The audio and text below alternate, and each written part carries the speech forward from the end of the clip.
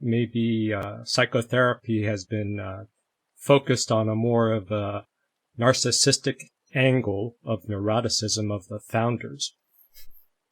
Fragile narcissism has a tendency to over-categorize things and focus on narcissistic injury, ego defenses. Think of Freud and all his coping strategies to build your ego up. Now, on the flip side, I'd argue that social justice warriors and all this current movement is hyper-borderline, which is hyper-irrational, hyper-emotional, all about an infinite amount of interpretation of what you say, how it impacts my ears. So all the tactics of cancel culture and all this, these behaviors they're doing is very stereotypical of a borderline who's facing abandonment terror. So their abandonment terror of not feeling belonging, they're going to push on you, anybody who's breaking the rule. That's the energy of cancel culture. They're going to try to infect you with borderline abandonment terror. But once he caved to it, now he's slave to being afraid of abandonment terror. That's a borderline infecting people with walking on eggshells, a common trait. Oh, that's good. That people do. So that's very interesting. Psychotherapy has gotten taken over by borderline moves in addition to America. So it was narcissistic, I'd argue. Haven't all of you intensely neurotic response in the midst of a disaster? Yes. That was terrible. You played neurotic, but a borderline does not want you to see their worldview because they have no worldview.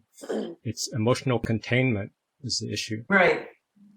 Well, so, but to say this is terrible, what's happening, your understanding of it, tell me more about it. If you can hold the depressive state and own sad baby, you can diffuse some of their sad baby, and they'll get a little closer to rationality.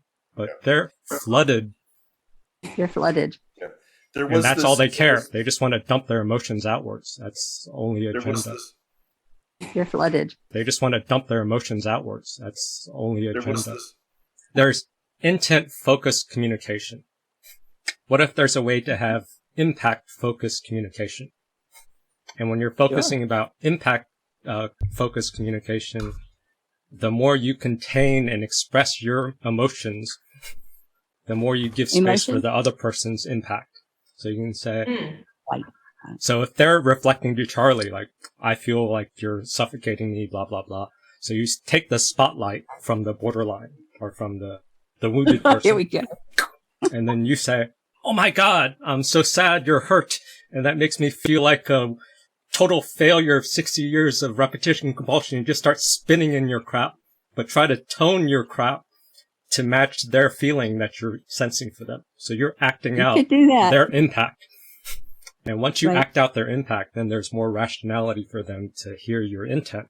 But if you don't deal with the impact first, it's just going to be a wrestling match, and you're just going to get a red dot on your head of how you're messing with them. You're not meeting their impact. Where I'm coming from, Deef, with in responding to you, is doing a lot of family work, and what happens between a helpless child and the parent is the kid is crying, and the mother says, oh my God, it's just so bad. But there's a way in which it's marked. I'm not flooded with your feeling.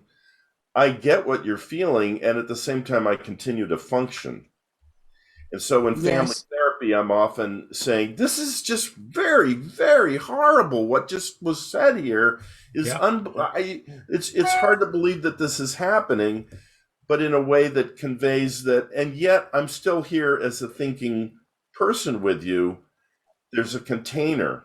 That's good. Mm-hmm. Now you have to do that in a tone that doesn't sound dismissive to an adult. Yeah. But that's exactly what you need to do. That's sort of what a borderline wants. Yeah. You model the proper containment, and you speak it out for them, and you let them feel seen from an impact to impact level. And you let them feel seen from an impact to impact level.